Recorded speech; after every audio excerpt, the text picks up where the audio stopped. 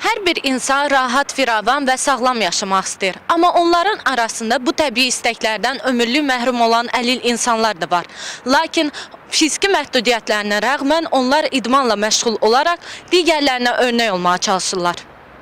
Belə idmançılardan biri isə Bakı 2017 İslam Həmrəyliyi oyunlarının qalibi, London və Rio Paralimpiya oyunlarının iştirakçısı Samir Nəbiyevdir. O fiziki qüsurlu olmasına baxmayaraq, idmana olan marağı bu sahədə əldə etdiyi uğurları ilə hər kəsə nümunədir. 17-ci ildə lövhə atma üzrə Avropa rekordunu təzələdim və dünya rekordunu saymadılar, təəssüf olsun ki.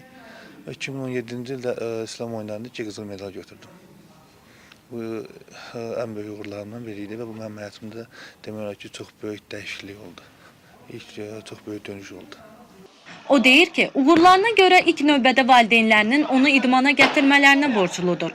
Bəzi yerdə məsələn iş təklifləri getmişdim, alınmırdı. Məsələn, İslam oyunlarından sonra özləri təklifi buyurdular ki, gəl burada bunu işləyək, bunu işləyək. Amma ona qədər heç bir iş təkliflərinə rədd cavabı vardı. Deyirlər, sən işləyə bilməzsən.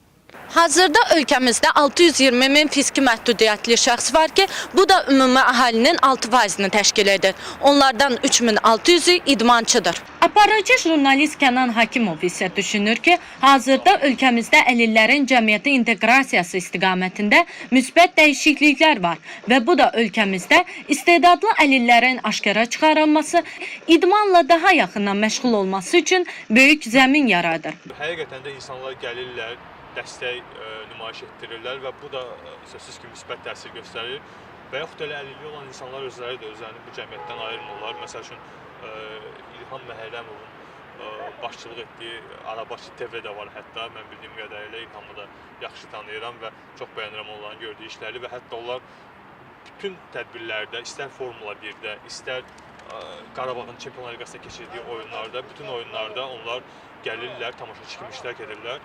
Bu özü də müsbət bir tendensiyadır. Əlil Təşkilatlar İttifaqının prezidenti Davud Rəhimlinin sözlərinə görə isə hazırda idman nəinki sağlam insanlar arasında, hətta sağlamlıq imkanları məhdud olan şəxslər arasında da geniş yayılmışdır. Təsadüfi deyil ki, onlar arasında idmanın stolüstü oyunlar, karate, judo kimi idman növləri ilə yanaşı, hətta xizək sürmə, velosiped idman növləri ilə də məşğul olanlar var.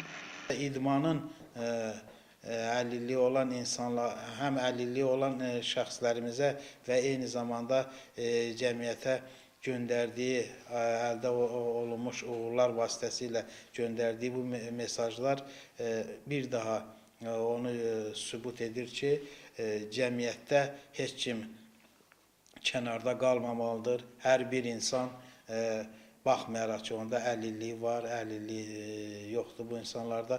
Onlar cəmiyyətdə bərabər formada yaşamalıdırlar, fəaliyyət göstərməlidirlər.